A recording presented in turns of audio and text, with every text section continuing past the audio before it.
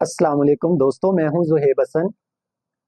हम अपने न्यूज़पेपर पे चलते हैं कि आज हमारा डॉन न्यूज़पेपर पे कौन कौन से आर्टिकल सबसे ज़्यादा इम्पोर्टेंट है एडिटोरियल में और ओपिनियन पेज पे। तो एक हमारा बलूचिस्तान क्राइसिस के बारे में है, दूसरा क्लाइमेट के बारे में है, एक गवर्नमेंट ने पॉलिसी बनाई है कि किस तरह से वो शहरों को डेवलप करेगी, और इसके अलावा एक इकोनॉमी के रिलेटेड है। ये सबसे इम्पोर्टेंट टॉपिक्स हैं।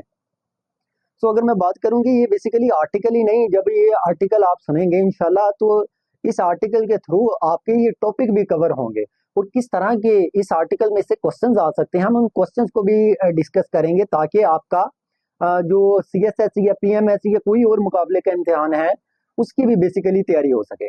सबसे पहले पहले टॉपिक पे चलते हैं, डेट इज खुजदार एट्रोसिटी।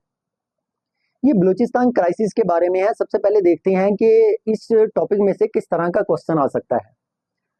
दोस्तों, ये हम करंट अफेयर का टॉपिक को स्टडी कर रहे हैं, और करंट अफेयर आपको पता है कि कुछ अर्से के बाद पाकिस्तान अफेयर भी बन जाती है। यानी कि करंट मतलब कि अगर एक साल 2 साल के बाद यही पाकिस्तान की हिस्ट्री का एक सब्जेक्ट बन जाता है या एक टॉपिक बन जाता है।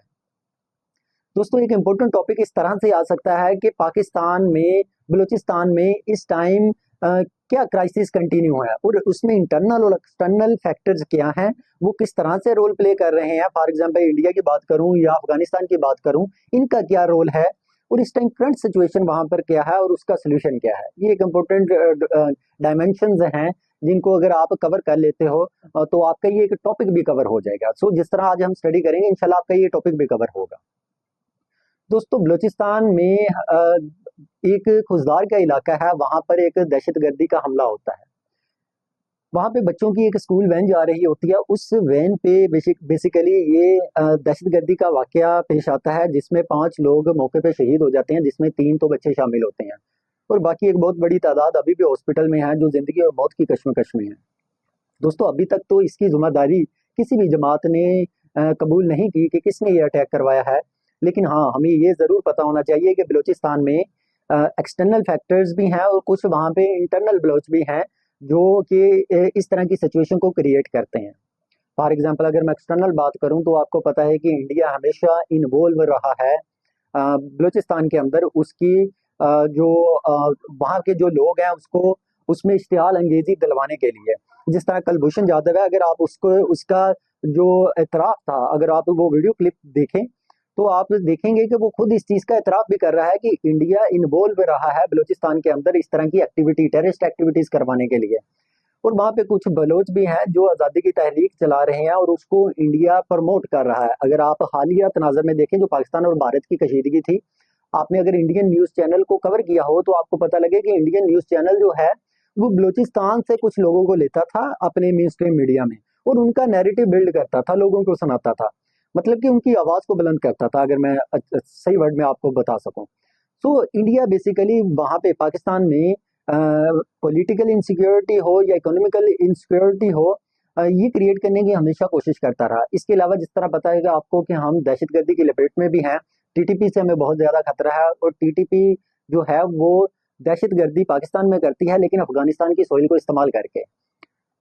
जो हमें अफगानिस्तान की तरफ से, वहाँ से भी एक थ्रेट है कि हमारे तल्लुकात अफगानिस्तान से भी बहुत ज़्यादा अच्छे नहीं रहे। इस वजह से जो बलूचिस्तान का क्राइसिस है, ये दिन ब दिन हर गुजरते लम्हे के साथ ये पहले से ज़्यादा खराब होता जा रहा है। और आपको ये भी पता होना चाहिए कि वहाँ पे कुछ बलोच है जो आज़ादी की तहरीक चला रहे हैं, वो कुछ लोग ही हैं, और वो लोग समझते हैं कि जो पंजाबी हैं, ये पंजाबी बलोचों का हक खाते हैं। इसलिए जो लोग बलूचिस्तान में, जो पंजाबी यहाँ से गुजर के जाते हैं या वहाँ पे कोई मजदूरी करते हैं, कोई काम करते हैं, तो आपने अक्सर, इवन के कुछ अर्सा पहले आपने ये न्यूज़ सुनी होगी कि बलोचियों ने एक गाड़ी रोक के वहां पे पहले चेक किया कि कौन वहां पे उनके आईडी कार्ड चेक किया कि कौन पंजाब से बिलोंग करता है। जो पर्सन बिलोंग करता था पंजाब से, उनको आईडी कार्ड चेक करके उनको मारा गया। तो इसका मतलब ये हुआ कि वहां पर ये जो नस्ली कार्रवाई है, इसको भी बलूचिस्तान बहुत ज्यादा, जो बलूचिस्तान के वो इंतहा पसंद लोग हैं, वो इसको बढ़ा चढ़ा के पेश करते हैं। इसका हल क्या है कि वो लोग पहले तो, सबसे पहले तो वो जो थोड़े से लोग हैं बलूचिस्तान के, जो आज़ादी की तहरीक चला रहे हैं, कि उन्हें इंसाफ नहीं मिलता या हक नहीं मिलता, उन्हें हमें कानून के दायरे के अंदर लेके आने की ज़रूरत है, और उसके बाद जो उनके जायज़ मुतालबात हैं, उनको मानने की ज़रूरत है। और इसी तरह उनको भी, जो बलूचिस्तान के लोग हैं, उन्हें भी पाकिस्तान के आइन की रिस्पेक्ट करने की ज़रूरत है। Thank you. दोस्तों, हमारा नेक्स्ट टॉपिक है बजट एंड क्लाइमेट। दोस्तों, जिस तरह आपको पता है कि बजट की आमद है, तो इस वजह से हुकूमत ने ये फैसला किया है कि अब जो हमारा बजट आएगा, इस बजट के अंदर हम क्लाइमेट चेंजेस जो हैं, जो क्लाइमेट रिलेटेड इश्यूज हैं, इनको भी फोकस करेंगे। ये एक अच्छी बात है, ताकि हमारे बजट का कुछ हिस्सा इस पर भी, माहौलियाती जो तब्दीलियां आ रही हैं, जिसका नुकसान हो रहा है पाकिस्तान को और आम आवाम को, इसको भी ठीक करने की कोशिश की जाएगी। दोस्तों, जिस तरह आपको पता है कि गर्मी का मौसम है और जो बाहरी टेम्परेचर है वो हर गुजरते दिन के साथ बढ़ता जा रहा है, जिसका नुकसान हो रहा है हमें। अभी कल की न्यूज़ थी कि जो हमारे क्लाइमेट चेंज के मिनिस्टर हैं, उसने पार्लियामेंट में ये बताया कि जो हमारे ग्लेशियर्स हैं वो मेल्ट होते जा रहे हैं। और आपको पता है जो ग्लेशियर्स हैं हमारे, वो हमें साफ पानी प्रोवाइड करते हैं। तो अगर वो भी मेल्ट हो जाएंगे तो हमें पानी की किल्लत का सामना करना पड़ सकता है। जिस तरह पहले ही इंडिया और पाकिस्तान का तो पहले ही पानी पे मसला चल रहा है कि पाकिस्तान में पानी की किल्लत का सामना हो सकता है इंडिया की उस जारियत की वजह से और ये क्लाइमेट चेंज की वजह से। सिर्फ बात यहाँ पे नहीं आके रुकती, इस क्लाइमेट चेंज की वजह से हीट जो है, इन्वायरमेंट में जो टेम्परेचर है वो बढ़ता जा रहा है। उस हीट वेव्स की वजह से हमारे पास जो एग्रीकल्चर लैंड है वो बंजर होती जा रही है। वो उस तरह से प्रोडक्ट नहीं फिर देती, जिसकी वजह से आपको पता है कि हम हमारे तो यहाँ पे वैसे ऑलमोस्ट मोर देन 50% लोग एग्रीकल्चर से मुंसलिक हैं, तो उनकी रोजगारी का मसला है। और वैसे भी हमारे एग्रीकल्चर एक्सपोर्ट्स बहुत ज़्यादा है, तकरीबन मोर देन $8 बिलियन की, तो हम जस्ट एग्रीकल्चर प्रोडक्ट्स को एक्सपोर्ट करते हैं, उसका भी हमें मसला हो सकता है। हुकूमत ने कुछ इनिशिएटिव्स लिए तो हैं इस पे, कि जिस तरह हॉस्पिटल्स के अंदर हीट वेव्स के नाम से काउंटर कायम किए गए हैं, मेडिसिन जो लाइफ सेविंग मेडिसिन है उसको यकीनी बनाया गया है, और एक आगाही मुहिम भी चलाई जा रही है कि लोग जो पीक आवर्स होते हैं गर्मी के, उसमें ज़्यादातर घरों में रहें, ताकि इसका इम्पैक्ट कम से कम हो सके इस गर्मी का।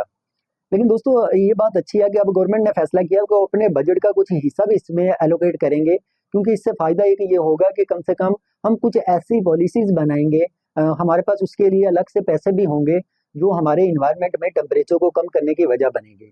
हमें इंडस्ट्रीज को, खासतौर पे वो लोग, ये इन्वायरमेंट में जो टेम्परेचर बढ़ता है, ये उस टाइम बढ़ता है जब कार्बन डाइऑक्साइड की कंसंट्रेशन इन्वायरमेंट में ज्यादा हो जाती है। सो ये कार्बन डाइऑक्साइड आती हैं जब हम फोसल फ्यूल को बर्न करते हैं। मसलन का अगर मैं बात करूं, कोयले की बात करूं, पेट्रोलियम की बात करूं या नेचुरल गैस की बात करूं, जब हम इसको बर्न करते हैं उस टाइम कार्बन डाइऑक्साइड रिलीज होती है इनमें से। वो कार्बन डाइऑक्साइड जो सन से रेज आती हैं उसको ऑब्जॉर्व करके हीट अप हो जाती हैं, इस वजह से टेम्परेचर बढ़ता है। सो हमें एक तो इंडस्ट्रीज में जो कार्बन डाइऑक्साइड की वो एमिशन करते हैं, उस पर कोई ना कोई टैक्सेस लगाने चाहिए या रिडक्शन करनी चाहिए, या जो वो केमिकल यूज करते हैं उसकी इसकी रिप्लेसमेंट होनी चाहिए। इसके अलावा हमें ग्रीन एनर्जी की तरफ मूव करना चाहिए, रिन्यूएबल सोर्स ऑफ एनर्जी की तरफ मूव करना चाहिए, जिस तरह सोलर पैनल्स हैं, ताकि इसका इम्पैक्ट इन्वायरमेंट पे कम से कम हो सके। Thank you. दोस्तों, ये हमारा नेक्स्ट टॉपिक है इशूइंग म्युनिसिपल बॉन्ड्स। इस आर्टिकल में हम डिस्कस करने जा रहे हैं कि हुकूमत ने क्या पॉलिसीज बनाई है कि किस तरह से शहरों को डेवलप करना है। तो इसमें से क्वेश्चन हमारे किस टाइप के आ सकते हैं, ये भी इम्पोर्टेंट है कि करंटली हुकूमत की क्या पॉलिसी है कि किस तरह से वो शहरों को डेवलप करना चाहती है, और इसमें क्या चैलेंजेस है और क्या उसके सोल्यूशन है, ये इंपॉर्टेंट क्वेश्चन बन सकता है। अच्छा दोस्तों, अगर हम बात करें कि जिस तरह आपको पता है कि जो पाकिस्तान की इकोनॉमी है वो हमेशा से बहुत ज़्यादा स्टेबल नहीं रही।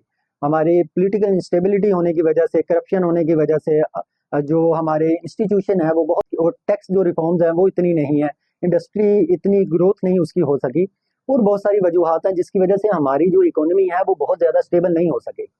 तो जब इकोनॉमी स्टेबल नहीं होगी तो हुकूमत के पास पैसे नहीं होते, उसे हर बार IMF के पास या किसी और अपने दोस्त ममालिक के पास जाना पड़ता है, ताकि वो वहां से पैसे इकट्ठे करके इस मुल्क को चला सके। अब जिस तरह से आपको पता है कि इस मुल्क के अंदर जो हमारा सीवरेज सिस्टम है, जो नहरों का सिस्टम है, या अगर मैं बात करूं कि हमारा सफाई का निज़ाम जो है, ये ऑलमोस्ट ना होने के बराबर है। साफ पीने का जो साफ पानी है उसमें भी जो खास चेक एंड बैलेंस है वो बहुत कमज़ोर है हमारे मुल्क के अंदर, क्योंकि हमारे पास इतने पैसे नहीं है कि हम इसको प्रॉपर या एक सही अंदाज से इसको रेगुलेट कर सकें। अगर मैं सिर्फ कराची की बात करूं तो आपको पता है कि कराची में पानी का एक बहुत बड़ा मसला है, और उनकी जो रिक्वायरमेंट है वो 1.2 बिलियन गैलन उनकी रिक्वायरमेंट है पानी की, और उन्हें मिलता कितना है, उन्हें जस्ट 500 मिलियन गैलन पानी मिलता है। इसका मतलब 700 मिलियन गैलन की कमी सिर्फ कराची के अंदर मौजूद होती है।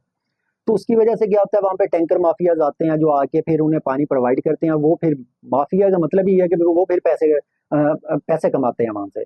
और तकरीबन 50 से 70 अरब रुपए सालाना सिर्फ टैंकर माफिया वहां से कमा लेता है।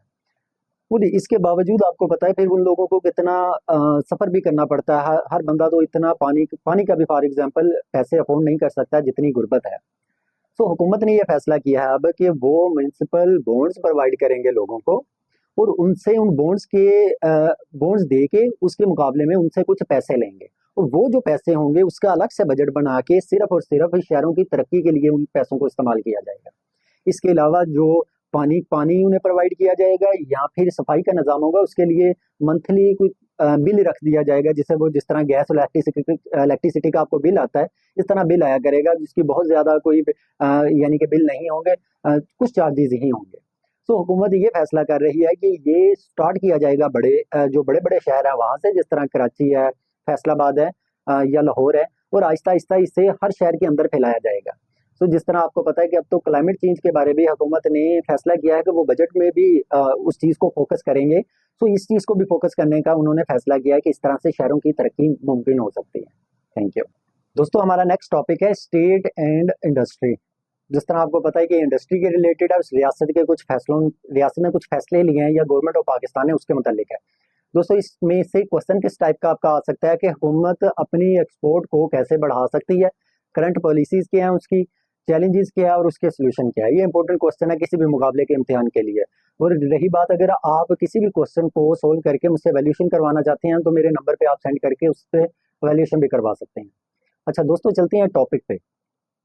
दोस्तों जिस तरह से आपको पता है कि पाकिस्तान की इकोनॉमी का हमेशा मसला रहा है और हमारी जो इकोनॉमी है उसकी एक्सपोर्ट नहीं बढ़ पाती, जिसकी वजह से हमें जो डॉलर्स हैं वो हमारे पास इकट्ठे नहीं हो पाते।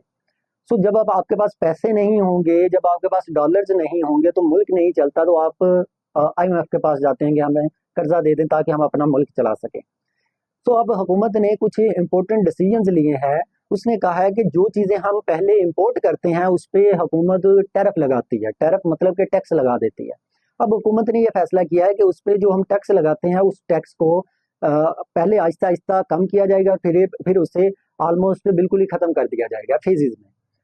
तो दोस्तों ये एक इम्पोर्टेंट पॉलिसी है। इससे हमें पहले तो ये चीज़ देखने की ज़रूरत है क्या इससे हमारी एक्सपोर्ट बढ़ेगी या इसका हमें नुकसान होगा। दोस्तों इसका एक फायदा तो ये भी हो सकता है कि जो ममालिक हमारे मुल्क के अंदर चीजें भेज रहे हैं, जब उन पे हम टैक्स लगा देते हैं तो उनकी चीजें महंगी हो जाती हैं। सिमिलरली जब हम अपनी चीजें उन ममालिक के अंदर बेचते हैं तो वो भी टैरिफ लगा के मतलब टैक्स लगा के हमारी चीजें महंगी कर देते हैं, जिसकी वजह से हमारी जो इंडस्ट्री होती है वो वहाँ पे जाके इंटरनेशनल प्रोडक्ट्स के साथ compete नहीं कर पाती, वो एक्सपेंसिव हो जाती है। और पहले भी उसमें कोई खास वैल्यू नहीं ऐड होती ताकि लोग इस ब्रांड के साथ लॉयल हो सकें। ज्यादातर की बात कर रहा हूँ, कुछ होंगे भी ऐसे जो कि बेहतर होंगे। अब हुकूमत ने अगर ये फैसला किया है कि वो जो बाहर से जो ममालिक चीजें भेजेंगे उस पर टैक्स नहीं लगाएंगे, तो इसका मतलब कि ये एक म्यूचुअल एग्रीमेंट होता है। हुकूमत भी जो चीजें उनको भेजेगी वो भी हमारी प्रोडक्ट्स पे जो टैरिफ लगाते हैं, जो टैक्स लगाते हैं उसको कम करेंगे या ऑलमोस्ट खत्म कर देंगे। यहाँ से इस सेंस में अगर मैं देखूं तो वाकई ये बात ठीक है कि हमारी एक्सपोर्ट बढ़ेगी। और दूसरी चीज हुकूमत ये कहती है, इस आर्टिकल को बेसिकली मैं एक्सप्लेन कर रहा हूँ। दूसरी हुकूमत ये चीज कहती है कि हमारी इंडस्ट्री जो है वो जो अब एक प्रोडक्ट तैयार करती है तो उससे रॉ मटेरियल की जरूरत पड़ती है। अब रॉ मटेरियल सारा का सारा ऐसा नहीं है जो पाकिस्तान में तैयार होता है या यहाँ पर अवेलेबल होता है, हमें बाहर से इंपोर्ट करना पड़ता है। जब बाहर से मंगवाना पड़ता है तो हुकूमत उस पर टैक्स लगाती है। जब टैक्स लगता है उस पर तो उसकी कीमत बढ़ जाती है। जब कीमत बढ़ जाती है तो वो रॉ मटेरियल महंगा खरीदती है इंडस्ट्री, तो इंडस्ट्री की जो प्रोडक्ट बनती है उसकी प्राइस ऊपर चली जाती है, तो वो महंगी प्रोडक्ट हो जाती है। जब वो प्रोडक्ट जाती है किसी और कंट्री के अंदर, जब हम उसे एक्सपोर्ट करते हैं तो जो दूसरे ममालिक होते हैं वो इस पर टैरिफ लगा के इसकी कीमत को मजीद बढ़ा देते हैं, जिसकी वजह से उसकी प्राइस इतनी ज्यादा हो जाती है कि हमारी यहाँ की कम्युनिटी ऑलमोस्ट उसकी एक्सेस से वैसे चीजें बाहर हो जाती हैं। जो बाहर की कम्युनिटी होती है उसके मुकाबले में इसकी प्राइस ये टैरिफ की सूरत में या टैक्सेस की सूरत में वैसे बढ़ जाती है, जिसकी वजह से इंडस्ट्री की ग्रोथ नहीं हो पाती और एक्सपोर्ट नहीं बढ़ पाती। सो अब इंडस्ट्री ने ये कहा है कि हुकूमत की तो ये चीज़ थी कि इसका इंडस्ट्री को फ़ायदा होगा, ये बाज़ार एक चीज़ सही भी लगती है। लेकिन बात ये है कि हुकूमत ने ये नहीं कहा कि सिर्फ हम उस रॉ मटेरियल को सस्ता करेंगे। हुकूमत ऑलमोस्ट जो हमारी मेजोरिटी में जो प्रोडक्ट्स हैं जो हम बाहर से मंगवाते हैं उस पर टैक्स को जो या टैरिफ को ख़त्म करने जा रही है या कम करने जा रही है। लेकिन उसका नुकसान ये होगा कि अब एक प्रोडक्ट अगर हमारे मुल्क के अंदर वो महंगी बनती है तो बाहर किसी और कंट्री में वो सस्ती बनेगी, क्योंकि वहाँ की जो गवर्नमेंट्स हैं वो उन्हें सब्सिडी भी देती हैं या वहाँ पर इतनी ज़्यादा महंगाई भी नहीं होती, तो वो प्रोडक्ट वो इंडस्ट्री जो होती है वो कम पैसों में एक प्रोडक्ट तैयार कर लेती है। तो जब उसने इधर हमारे मुल्क में आके वो चीज़ सेल करनी है तो यहाँ पर कोई टैरिफ भी नहीं होगा, टैक्स भी नहीं होगा, तो लोगों के लिए वो प्रोडक्ट लेना ज़्यादा आसान होगा, मतलब कि वो इतनी ज़्यादा महंगी नहीं होगी, जिसका हमारी जो लोकल इंडस्ट्री है उसको बहुत ज़्यादा नुकसान होगा, जिसमें जिसमें आपकी ऑटोमोबाइल इंडस्ट्री है, या इसके अलावा मोबाइल की इंडस्ट्री है, और भी डिफरेंट टाइप्स की इंडस्ट्री शामिल हो सकती है। सो इसलिए हो सकता है कि हुकूमत ने जिस तरह पहले भी यू टर्न लेती रही है, सोलर पैनल पे भी जिस तरह आपको पता है कि नेट मीटरिंग पे उसने यू टर्न लिया है, तो हो सकता है इस पे भी यू टर्न ले, क्योंकि इसका अल्टीमेट नुकसान भी हो सकता है। इसका सिर्फ एक पहलू नहीं है, दो पहलू भी है। मुझे लगता है कि अभी जो दूसरा पहलू है हुकूमत ने उसके मुतालिक कोई पॉलिसी बना के हमारे साथ शेयर नहीं की, पब्लिक नहीं की, कि आवाम को पता लगे कि अगर ये एक मसला था, इस मसले का हल क्या है। Thank you. और लास्ट में एक बात कहना चाहता हूँ आपको कि अगर मेरी वीडियो आपको पसंद आई हो तो इसे लाइक और सब्सक्राइब लाजमी कीजिएगा, ताकि आपको रोज़ाना आपको वीडियोस मिल सकें इसी तरह डॉन एडिटोरियल की और ओपिनियन की। Thank you.